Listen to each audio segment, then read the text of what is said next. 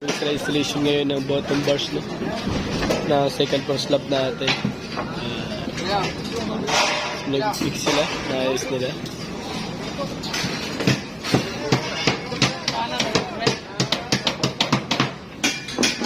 Diretso yan.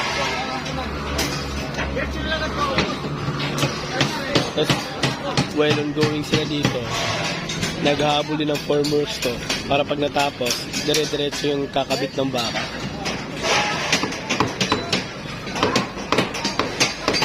So medyo natrabaho na when it comes to labor cost kasi yung pag-aangat ng materialis wala na sa baba.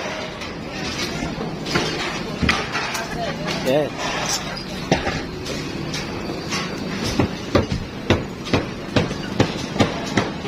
So, ayun no, yung mga net tayo dyan para lahat ng mayroong